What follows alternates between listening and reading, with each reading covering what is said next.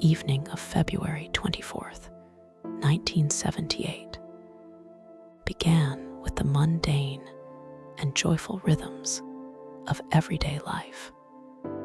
It was a Friday night in Northern California, and the air held the crisp chill of late winter. For 5 men from Yuba City, a close-knit group affectionately referred to by their families as the Boys, the night was supposed to be a celebration of sport and camaraderie. They piled into a turquoise and white 1969 Mercury Montego, a vehicle that would soon become the centerpiece of one of the most perplexing mysteries in American history. Their destination was Chico, 50 miles to the north, to watch a college basketball game between UC Davis and Chico State. The group consisted of Ted Weiher, Jack Madruga, Bill Sterling, Jack Hewitt, and Gary Mathias, ranging in age from 24 to 32. They were bound together by their shared participation in a local supported employment program and their collective love for sports. They played on a basketball team called the Gateway Gators and were scheduled to play their first tournament game the very next morning. The anticipation for that Saturday game was immense. Their uniforms were washed and laid out on their beds at home. Winners of the tournament would receive a free week in Los Angeles, a prize that had been the topic of excited conversation for weeks. This detail is crucial because it underscores that these men had every intention of returning home that night. The drive to Chico was uneventful. They arrived at the university, watched the game, and cheered as UC Davis took the win. Witnesses at the gymnasium reported nothing unusual. The men were in high spirits, behaving exactly as one would expect a group of friends on a night out to behave. When the game ended, they walked back to the parking lot and climbed into the Montego, which belonged to Madruga. Madruga was known to be possessive and careful with his car, a trait that would later make the condition in which the vehicle was found even more baffling. They left Chico around 10 in the evening.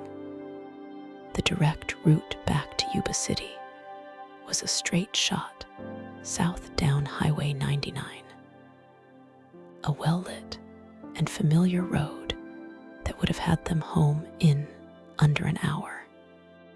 However, they did not go straight home. Instead, they stopped at a small convenience store called Bayer's Market in downtown Chico. It was here, shortly before the store closed, that a clerk remembered seeing them. They purchased a variety of snacks, including Hostess fruit pies, a quart of milk, and several sodas. The clerk recalled that the men seemed annoyed that the store was closing, but otherwise, the interaction was standard. They walked out into the parking lot, snacks in hand, and got back into the car. This is the moment where the narrative fractures. Logic dictates that Madruga would steer the Montego south toward the highway entrance ramp mere blocks away. Instead, the car traveled east. It bypassed the highway entirely and headed toward the Sierra Nevada mountains. this was not a minor wrong turn. To reach the location where the car was eventually discovered, the driver had to navigate paved roads that turned into gravel, and gravel that eventually turned into a dirt trail winding deep into the Plumas National Forest. This was a treacherous ascent, climbing thousands of feet in elevation, far removed from the flat agricultural lands of the Sacramento Valley. The distance they drove was substantial. They traveled approximately 70 miles off their course, deep into a remote wilderness that was blanketed in snow. The road they took, the Oroville-Quincy Highway, is a winding, desolate route that is difficult to navigate even in daylight during summer. At night in February, it was a gauntlet of darkness and ice. There is a singular, unsettling witness account from that night that adds a layer of surrealism to the timeline. A man named Joseph Skynes had been driving his Volkswagen Beetle up that same mountain road earlier that evening. He was looking for a shortcut to his cabin, but had underestimated the snow depth. His vehicle became hopelessly stuck in a drift. Skynes spent hours attempting to free his car, but eventually exhausted himself. As he sat in his vehicle, shivering and waiting for dawn, he saw headlights approaching from behind. It was roughly midnight. Skynes watched as a vehicle, which he later identified as consistent with the Mercury Montego, drove up the road and stopped some distance behind him. He felt a surge of relief, believing help had arrived. He exited his car and called out to the other vehicle. But instead of an answer, the lights of the approaching car suddenly extinguished. The mountain road plunged back into total darkness. Skynes found this reaction deeply disturbing. He called out again, asking for help. He later reported to investigators that he heard voices coming from the direction of the dark car. He described the sounds as a mix of murmuring and silence, followed by what he thought sounded like a woman's voice, though he later conceded it could have been the radio. He then saw what looked like flashlights moving outside the car. He called out a third time. In response, the flashlights turned off and the voices ceased. Fear took hold of Skynes. He retreated to his car, locked the doors, and waited in silence. Sometime later, he saw the lights from what looked like a flashlight moving up the road, away from the car, disappearing into the tree line. Then a pickup truck arrived hours later, unrelated to the five men, and helped Skynes out of the snow. He drove past the Mercury Montego on his way down the mountain. It was sitting empty in the middle of the trail. When the parents of the five men woke up on Saturday morning, the silence in their homes was heavy. The uniforms laid out on the beds remained untouched. The boys had not returned. Concern turned to panic as the start time for the basketball tournament came and went. Police reports were filed, and a massive search operation was launched. For days, authorities combed the route between Chico and Yuba City, expecting to find an accident along Highway 99. It was not until Tuesday, February 28th, that a park ranger navigating the snowy upper reaches of the Plumas National Forest spotted the turquoise Montego. It was located on a rocky, snow-covered road far past the snow line, nearly 4,400 feet above sea level. The condition of the car provided no answers. In fact, it only deepened the mystery. The vehicle was not effectively stuck. The tires had spun slightly in the snow, but investigators determined that with 5 healthy men, the car could have easily been pushed free. The gas tank was a quarter full. The engine, when later tested, started immediately. There was no mechanical failure that stranded them. Stranger still was the state of the interior. The car was unlocked. One window was rolled down, exposing the interior to the severe mountain elements. The wrappers from the snacks purchased at Bayer's Market were present, along with empty cartons of milk and soda cans. But the maps, which were usually kept in the glove compartment, were missing. There was no sign of a physical altercation or distress within the vehicle. It was simply abandoned. The environment outside the car was hostile. The snow was several feet deep in places, and the temperature at night dropped well below freezing. The men were dressed for a basketball game and a drive in a heated car. They wore light jackets, sneakers, and casual trousers. They were woefully unprepared for an alpine winter. Yet, despite the working heater in the car and the shelter it provided, they had chosen to leave it. Footprints tell a partial story.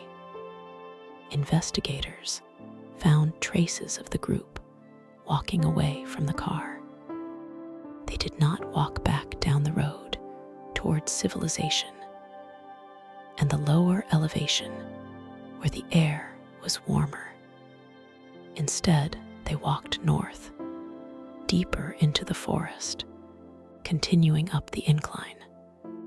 The snow was packed hard enough to support their weight in some places, but in others, they would have been trudging through drifts. The decision to abandon a functional vehicle in a remote, freezing wilderness defies logical explanation. Theories arose almost immediately. Had they been chased? The testimony of Joseph Skynes regarding the lights turning off suggests they may have been hiding from something or someone. Or perhaps they were confused, suffering from a collective disorientation. The drive up the mountain would have taken hours. Why did no one object? Why did Madruga, so protective of his car, drive it over rocks and ruts that damaged the undercarriage, only to leave it with the window down? The initial search for the men was hampered by a severe blizzard that struck the region the day after the car was found. The fresh snow covered any remaining tracks and made the forest impassable for search teams. The parents of the missing men waited in agony as the weather buried the mountain in white. The car was towed down to the station for analysis, but it offered no clues as to the destination of its occupants. It stood as a silent monument to a series of inexplicable choices. For months, the forest held its secret. The winter storms continued to batter the Sierras, keeping the location inaccessible. The narrative of the incident remained frozen at the point of abandonment. 5 men had driven into the void, left their safety behind, and walked into the dark. The question of why they went up the mountain was compounded by the even more pressing question of where they went after they left the car. The incident at the car was not the end of their journey. It was merely the transition from a confusing road trip into a harrowing struggle against the elements. As the weeks turned into months, the snow began to melt, slowly revealing the landscape once more. The searchers returned, hoping that the spring thaw would provide the answers that the winter had obscured.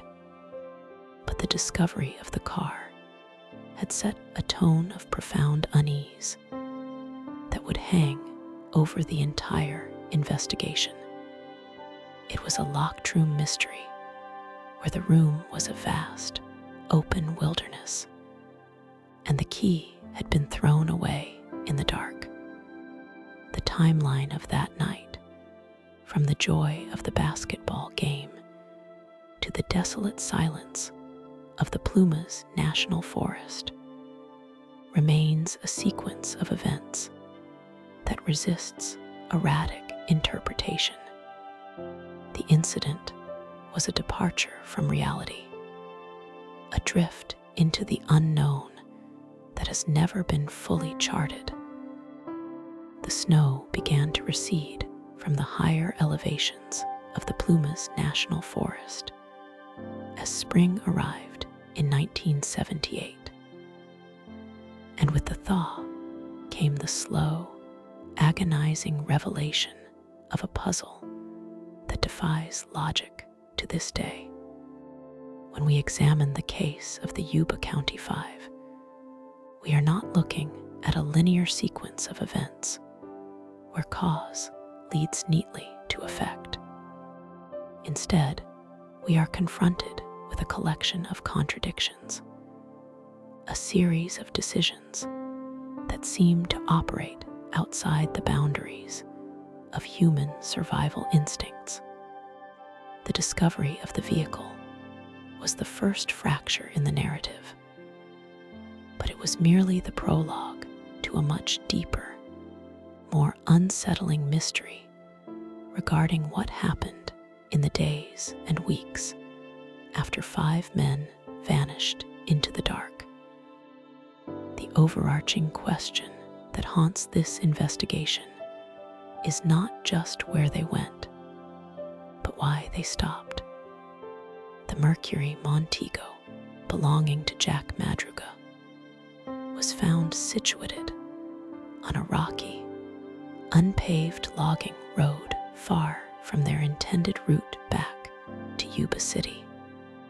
The location itself is an anomaly.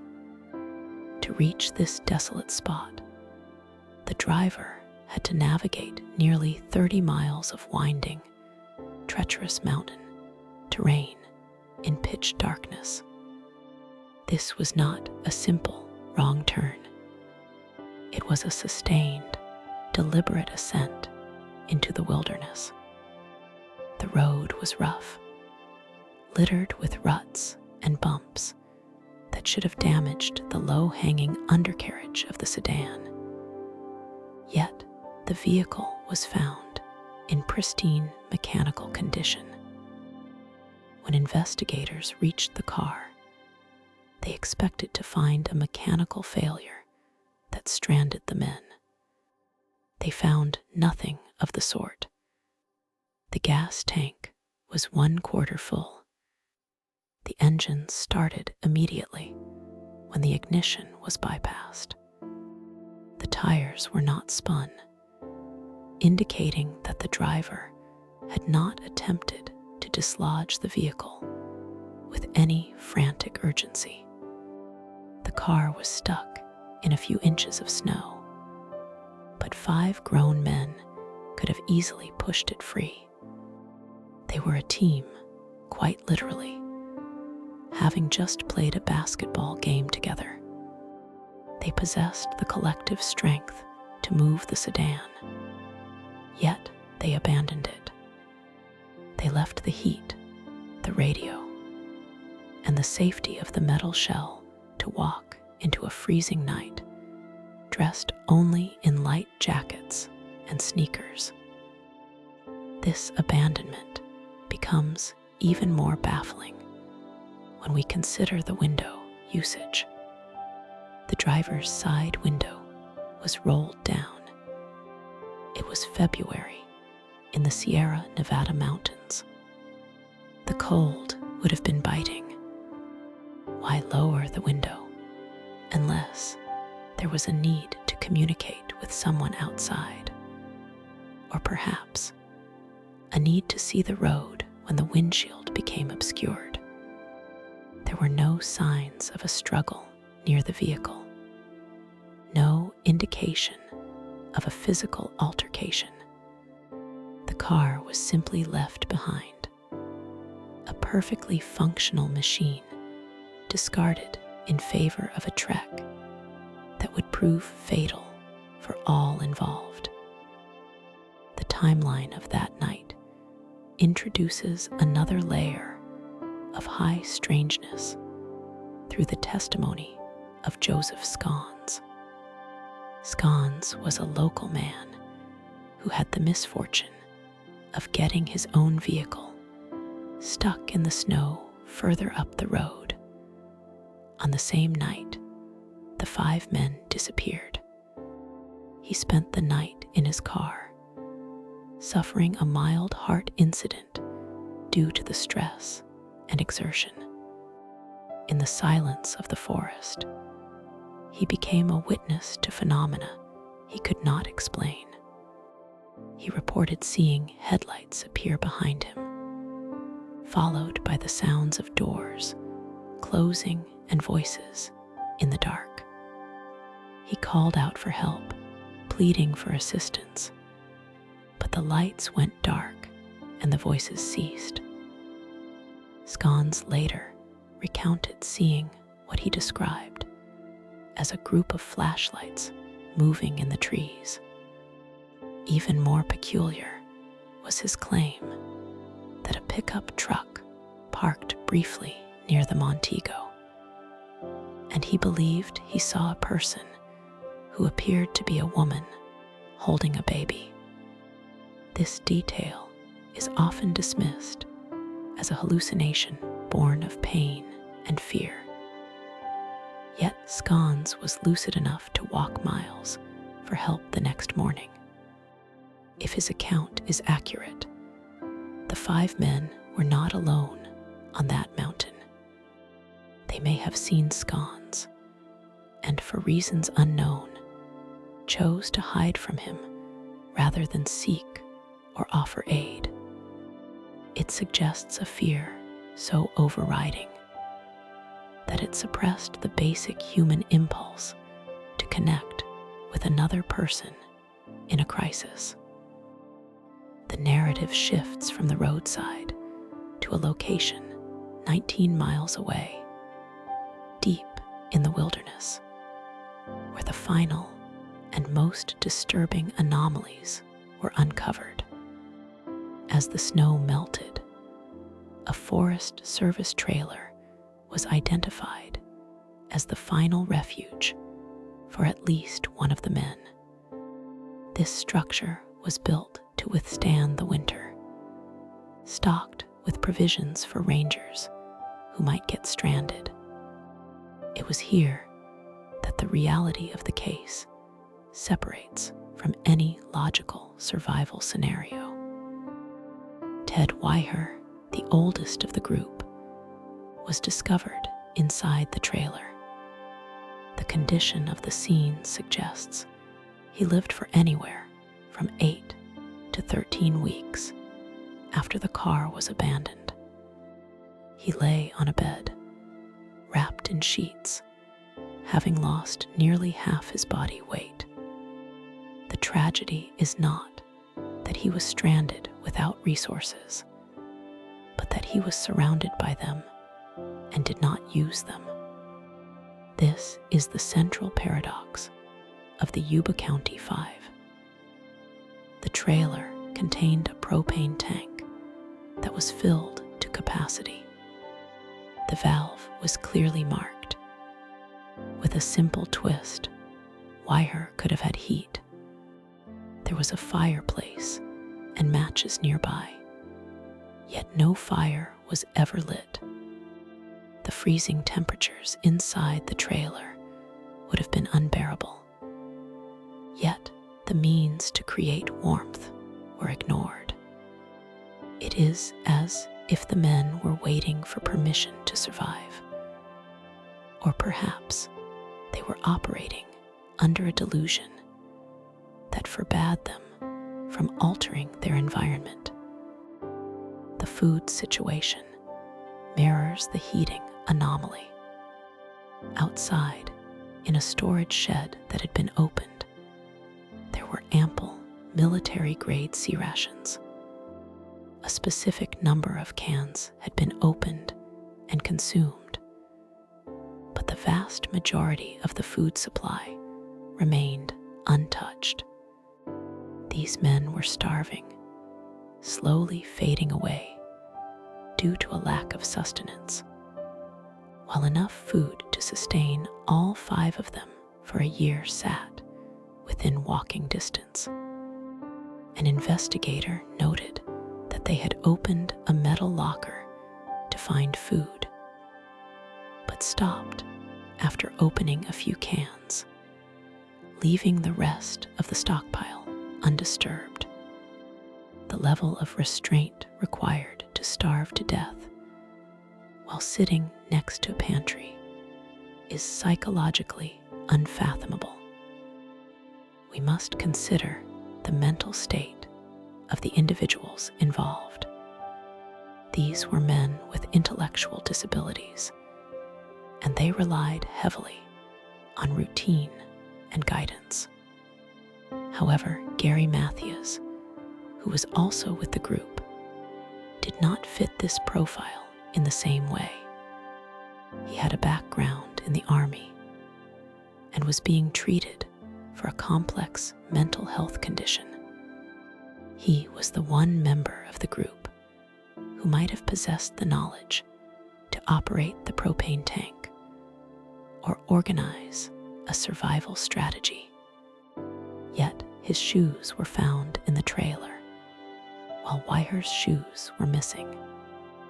This suggests Matthews may have been in the trailer, perhaps swapping footwear due to swelling or injury before leaving the shelter. The shoes tell a story of their own. Weiher had likely suffered from severe frostbite or other exposure-related injuries to his feet, explaining why his shoes were off. But why would Matthews leave his own tennis shoes behind? And if Matthews left the trailer, where did he go? He is the only member of the 5 whose ultimate fate remains completely unknown.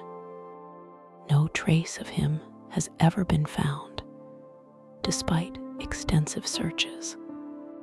The speculation that he may have led the group astray, or conversely, tried to lead them to safety and failed, remains one of the most contentious aspects of the case.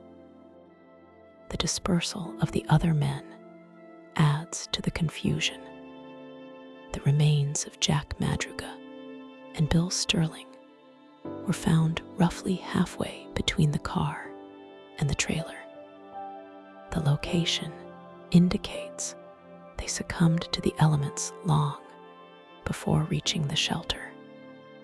This implies that the group separated, or that the trek to the trailer was so arduous that only some could make it. Yet one of them, Jackie Hewitt, was found near the trailer, but only his skeletal structure remained. The scattering of the group breaks the bond of their collective unit.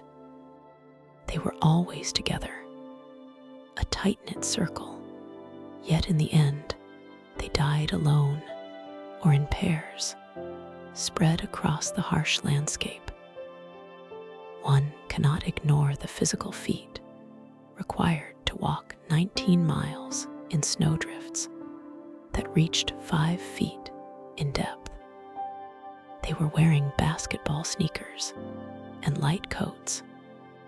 A healthy, well-equipped hiker would struggle with such a journey in daylight. For these men to navigate that distance in the dark, through dense forest and deep snow, demonstrates a determination driven by something powerful. Was it fear of what lay behind them at the car? Or was it a singular, misguided focus on a destination they believed offered safety? The path they took to the trailer followed a snowmobile track that had been laid down days prior. It is possible they simply followed the only path that offered solid footing, walking blindly until they stumbled upon the shelter. But once there, the passivity they exhibited is terrifying. They broke a window to enter the trailer, an act of force. Yet once inside, they reverted to a state of helpless waiting. The C rations were opened with a P-38 can opener, a military device that Matthias would have known how to use. This confirms his presence, or at least his influence, but it does not explain the cessation of survival efforts. The investigation uncovered that the men had fled something. The car was not broken. The environment, while hostile, offered a shelter stocked with life-saving amenities. The men did not succumb to a sudden catastrophe. They succumbed to a slow, quiet unraveling of will. The anomalies suggest that their minds had trapped them long before the snow did. They were prisoners of a psychological state that rendered the tools of survival invisible to them. Even the flashlight found near the trailer creates questions. It was a gold-colored lighter, the type not owned by any of the men, and a watch that family members did not recognize. These foreign objects hint at the presence of a sixth individual, or perhaps items found and carried. Theories of foul play have always lingered at the edges of this case, fueled by the inexplicable nature of their flight and the strange objects. But no concrete evidence of a third party has ever surfaced, save for the haunting testimony of Joseph Scones. In the end, the anomalies of the Yuba County Five case serve to deepen the tragedy. We are left with the image of men freezing in a shelter that could have been warm, starving in a room full of food, and walking away from a car that could have driven them home. The physical evidence tells us what happened, the distance walked, the items used, the eventual loss of life, but it fails to tell us why. The silence of the Plumas National Forest has absorbed the reasoning, leaving us only with the unsettling facts of a night where logic was abandoned. And 5 men walked into the dark, never to return. The winter of 1978 released its grip on the Plumas National Forest with agonizing slowness. For months, the high-elevation wilderness had been a fortress of ice and wind, locking away whatever secrets lay hidden beneath the drifts. The search efforts that had begun with such urgency in late February had been forced into a frustrated stasis by the weather. The families of the 5 missing men waited in a purgatory of unanswered questions, hoping that the spring thaw would offer some resolution. When the snow finally melted enough to allow passage, the forest did give up its answers, but they were answers that defied all logic, constructing a narrative so bizarre that it seemed to belong to a different reality entirely. On the 4th of June, a small group of motorcyclists was riding near a desolate service road, miles from the location where the abandoned Mercury Montego had been discovered months earlier. They stumbled upon a trailer maintained by the Forest Service, a 19-foot structure intended to shelter rangers during the summer months. It was here, nearly 20 miles from the car, that the first piece of the tragedy was revealed. The window of the trailer had been broken. Inside, the scene that awaited investigators was not one of violent struggle, but of a quiet, baffling surrender. Lying on a bed, inside the trailer was Ted Weiher. The discovery of the individual was heartbreaking. He was wrapped in 8 sheets, attempting to ward off the freezing temperatures that had engulfed the mountain months prior. His feet were severely damaged by frostbite. However, the cause of his passing was not the cold alone. The medical examination later revealed that he had lost nearly 100 pounds, essentially perishing from a lack of sustenance and dehydration. The investigation determined that he had lived inside that trailer for anywhere from 8 to 13 weeks after the car was abandoned. His beard had grown significantly, marking the passage of time in that lonely metal box. The presence of Ted Weiher in the trailer was tragic, but the surroundings made the situation utterly incomprehensible. The trailer was not empty. It was a well-stocked shelter. A propane tank connected to the structure was filled, and the valve was functional. Yet, it had never been turned on. The men could have had heat instantly. There were matches and papers scattered around, yet no fire had been lit in the fireplace. Even more perplexing was the food. The investigators found dozens of sea rations, military-style canned food, opened and consumed. But they also found a locker that had been opened. Yet, a vast quantity of dehydrated meals, fruit cocktails, and other provisions remained untouched. There was enough food in that trailer to sustain all 5 men for over a year. Ted Weiher had seemingly starved while surrounded by sustenance. He had frozen while lying next to a heating source and the means to start a fire.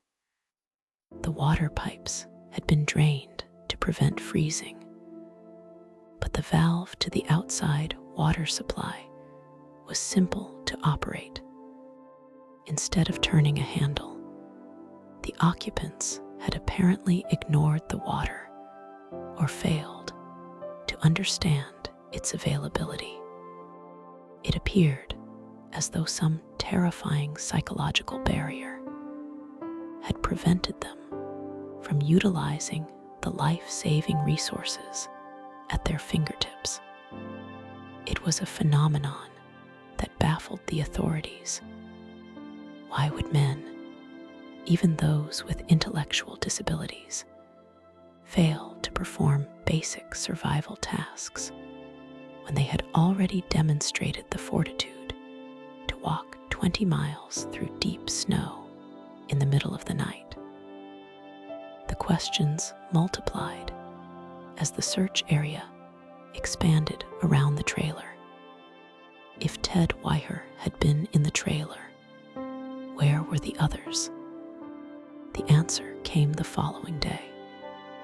Several miles down the road from the trailer, heading back toward where the car had been found, the search team discovered what was left of Jack Madruga and Bill Sterling.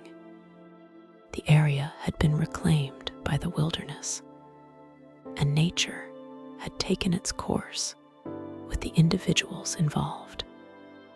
The recovery process was grim. They were found on opposite sides of the road, leading to speculation that they might have perished before reaching the trailer. Or perhaps they had left the trailer in a desperate bid to return to the car.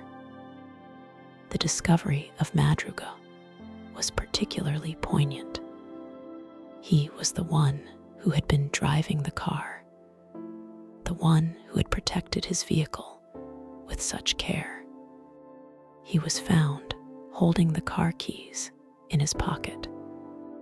It was a detail that spoke to a mindset of return, a belief that this detour into the frozen dark was temporary. The fact that they had walked so far from the vehicle, in dress shoes and light clothing, through snowdrifts that would have been 4 to 6 feet high, was a physical feat that seemed impossible. Investigators could not fathom what would compel them to leave the safety of a functional, heated car to march into a blizzard. 2 days after the discovery of Madruga and Sterling, the father of Jackie Hewitt, who had been assisting in the search with a desperate intensity, found his son. In the thick brush near the trailer, only a short distance away, lay the clothes and the backbone of Jackie Hewitt. The harsh winter and the local wildlife had scattered what was left, leaving a scene of devastating finality. The proximity to the trailer suggested that Hewitt, too, had been there with Weiher. He had likely survived the initial trek, only to lose his life later. His boots were found inside the trailer, while Weiher was wearing Hewitt's shoes, suggesting a chaotic exchange of clothing as frostbite set in and feet swelled. This left one final, haunting loose end: Gary Matthews. The search teams scoured the woods. They combed the ravines and the dense thickets of pine and cedar. They found his tennis shoes inside the trailer. This was a critical detail. If his shoes were in the trailer, and he was not, It meant he had likely left the shelter wearing the heavy leather boots that belonged to the Forest Service, which were missing from the supply locker. It suggested he might have been the most mobile of the group, perhaps the one who ventured out to find help. However, Gary Matthews was never found. To this day, he remains the only member of the Yuba County Five who vanished without a trace. His fate is a matter of pure speculation. Did he try to walk out of the mountains to get rescue for his friends? Did his schizophrenia, unmedicated for weeks, lead him to wander into the deep wilderness where the snow concealed him forever? Some theories suggest that because of his military background, he was the one who led the group to the trailer, pushing them to march when they wanted to stop. Without his shoes, found left behind, the image of him walking into the snow is one of the most enduring and unsettling aspects of the case. The physical evidence provided a map of their final movements, but it failed to provide a motive. Why leave the car? The car was not stuck in a way that couldn't be remedied with a few pushes. The engine ran. The heater worked. They had gas. They were on a road they had no reason to be on, heading in a direction that took them further away from home, further away from help, and deep into a high-altitude danger zone. There was one witness whose testimony added a layer of surrealism to the timeline. A man named Joseph Skynes. On the night the men went missing, Skynes had been stuck in his own car in the snow, farther up the mountain road. He told investigators that roughly 6 hours after the 5 men had been seen in Chico, he saw headlights behind him.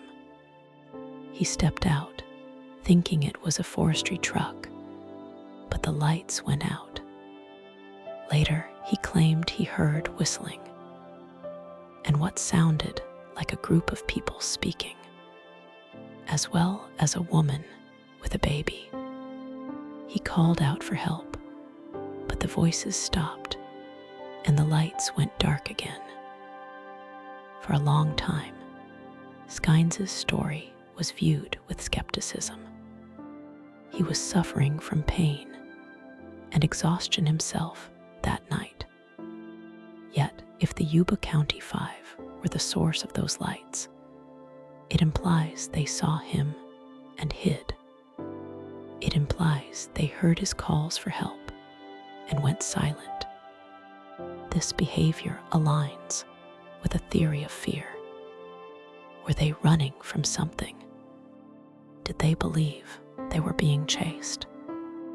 Or had the group dynamic deteriorated into a shared delusion where other humans were perceived as threats? The trailer itself offered a grim psychological profile. The men inside were not trapped by locks or bars. They were trapped by their own minds. They existed in a twilight state, rationing food when they didn't need to, shivering in the dark next to a fireplace. It is a terrifying example of how reality can fracture. The Forestry Service trailer, designed to be a beacon of safety, became a place of slow, silent suffering. The investigation eventually wound down. The medical examiners could list exposure and malnutrition as the causes of the loss of life. but they could not list the cause of the decisions that led there. There was no evidence of a criminal act by an outside party. There was no sign that anyone had forced them up that mountain. The car showed no damage consistent with a chase. The only violence found was the indifference of the elements. The case of the Yuba County Five leaves us with a profound sense of unease because it strips away the comfort of cause and effect. We want to believe that if we are lost, we will light a fire. If we are hungry and have food, we will eat. If we have a car, we will stay in it. But on that night, in February 1978, 5 men drove away from their lives and into a void where those rules no longer applied. They walked past the safety of their vehicle, walked past the limits of their physical endurance, and walked into a mystery that the melting snow could not wash away. The road up the mountain remains, a quiet path through the trees, guarding the secret of what exactly transpired in the darkness, leaving only silence where the answers should be.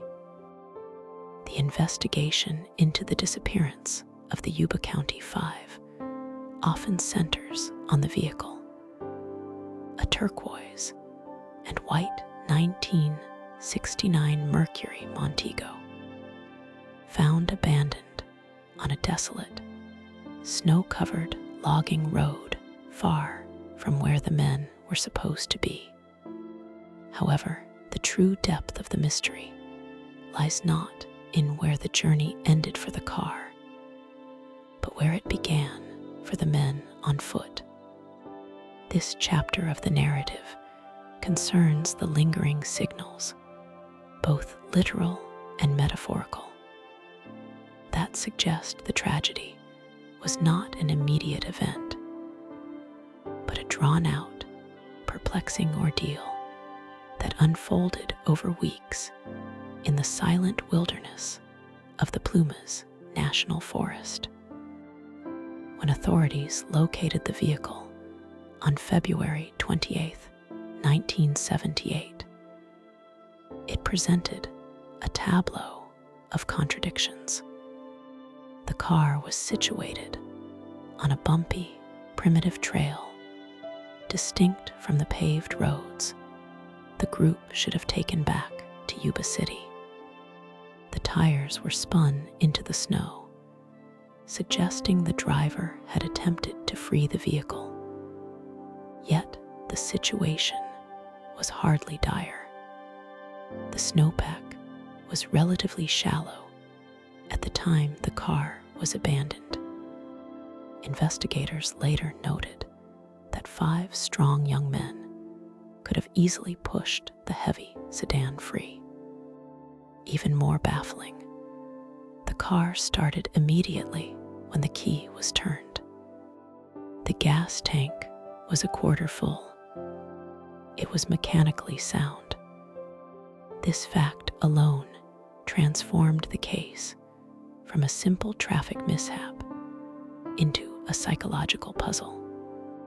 Why would 5 individuals abandon a working shelter and a functioning heater to walk into the freezing darkness of a mountain night? The only potential witness to those final moments near the car was a man named Joseph Scones.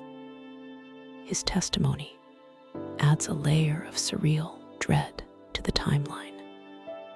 On the night the 5 men vanished, Scones had driven up the mountain to check snow levels for a planned ski trip. His own vehicle became stuck in a drift. While attempting to free it, he suffered the onset of a cardiac event. Alone in pain and fearing for his life, he sat in his car and waited. Scones reported that later in the night, he saw lights appear behind him. He watched as a car, presumably the Mercury Montego, drove up the road and stopped. He also described seeing what looked like flashlights moving outside the vehicle and hearing voices. In his distress, Scones called out for help. The response he described is chilling in its implication. The lights immediately went dark, and the voices ceased. He later stated he heard whistling sounds, a detail that suggests a covert communication, or perhaps a signal between the men. Scones waited in silence until his gas ran out, and eventually walked down the mountain the next morning, passing the abandoned Montego. He did not see the men. This encounter introduces a disturbing possibility. The group was active, aware, and seemingly terrified.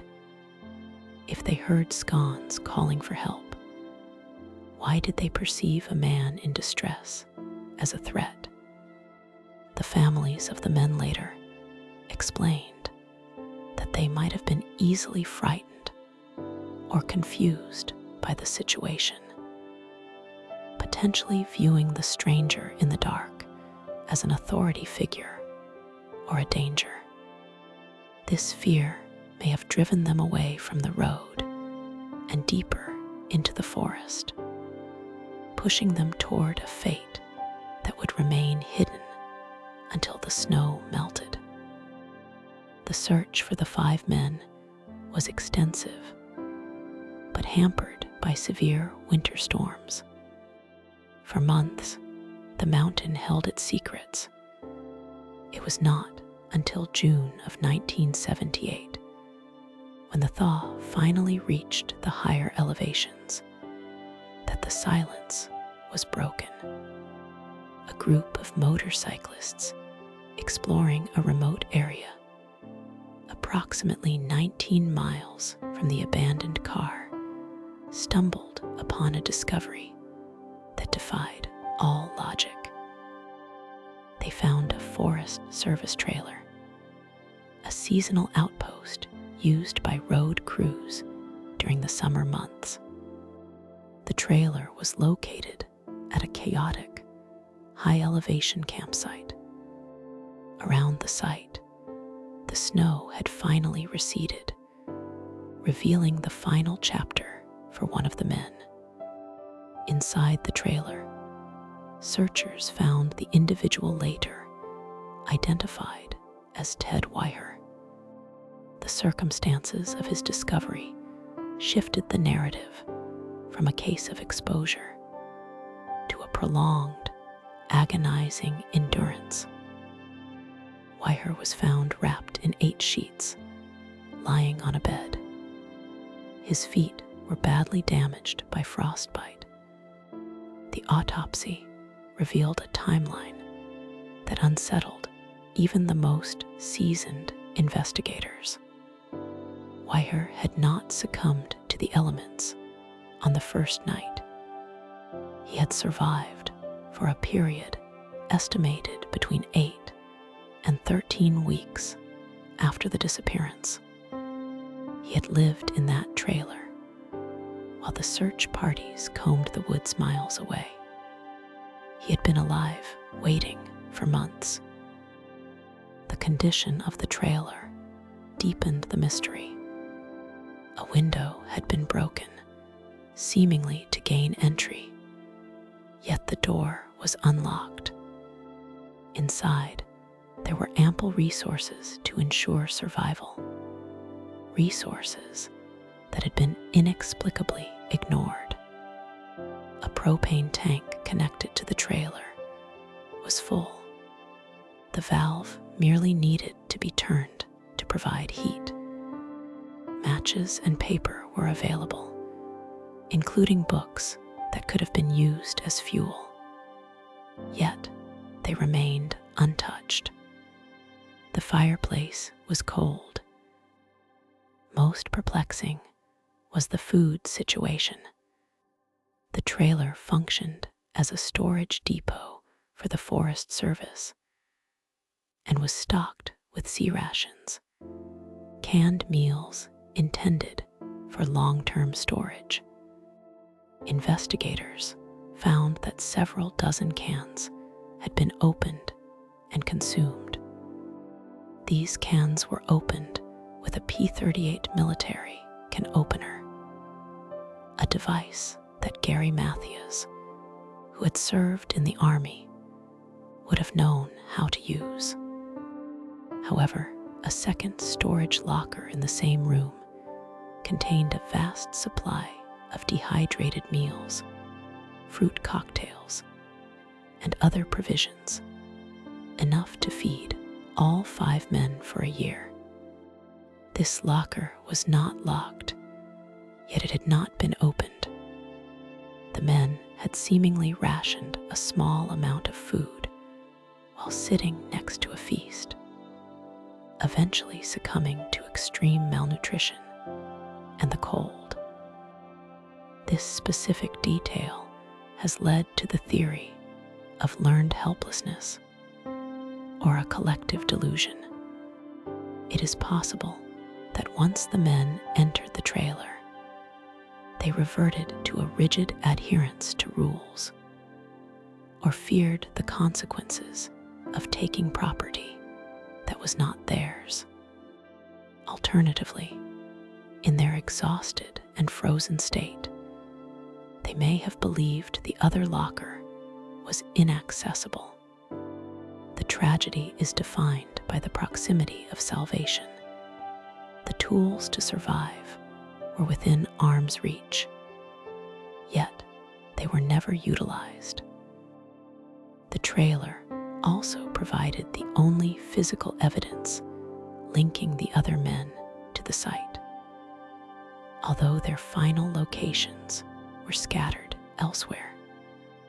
On a wooden table near the bed where Weiher was found, investigators discovered a gold watch, a lighter, and a wallet containing cash. These items belonged to different members of the group, suggesting they had all reached the trailer at some point. The fate of Gary Matthews remains the most enduring question mark of the entire case. Matthews was the only member of the group who did not have an intellectual disability, though he suffered from mental health challenges and required regular medication, which he had left behind. In the trailer, investigators found his tennis shoes. This discovery is critical. The shoes were left behind, and it appeared Matthews had taken a pair of larger leather work boots that belonged to the Forest Service. This implies that Matthews was mobile, perhaps the most capable of the group, and that he eventually left the trailer. Did he leave to find help? Did he succumb to a medical episode due to the lack of medication and wander off? Or was there a different dynamic at play? The fact that Weiher was carefully tucked into bed, with sheets wrapped tightly around him, suggests a caregiver was present for some time. Someone had attended to him as his health declined. Whether this was Matthews or another member of the group is unknown. What is known is that as the snow melted further, evidence of the other 3 men, Jack Madruga, Bill Sterling, and Jack Hewitt, was found in the forest surrounding the trailer. Their discoveries were tragic and piecemeal, largely the result of scavenging animals and the harsh passage of winter. They had not made it inside the shelter for the long term, or they had perished attempting to leave it. But Gary Matthews was never found. No trace of him, beyond the tennis shoes in the trailer, has ever surfaced. He vanished into the vastness of the Sierras, leaving a void where an explanation should be. The signal of the Yuba County Five eventually faded into the static of history. We are left with a sequence of events that refuses to align with rational behavior. We have a car that was not truly stuck. We have a witness who was ignored or feared. We have a shelter that was found but not fully utilized.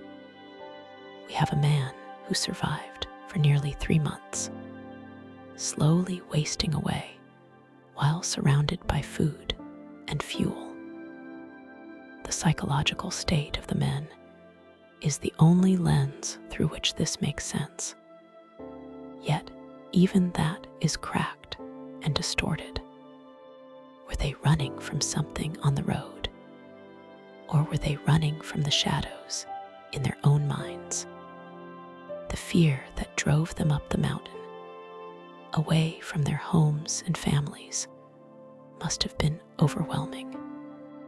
It rendered the logic of survival inaccessible.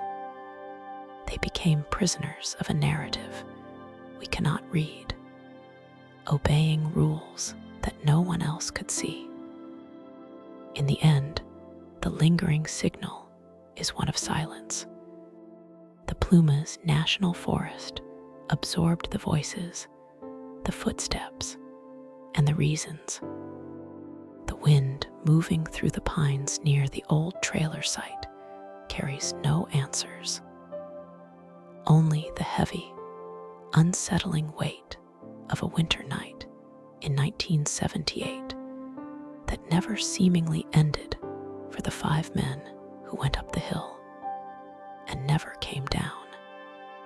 The investigation formally remains open, but the mountain keeps its own counsel, holding tight to the final movements of Gary Matthews and the true sequence of events inside that cold metal room.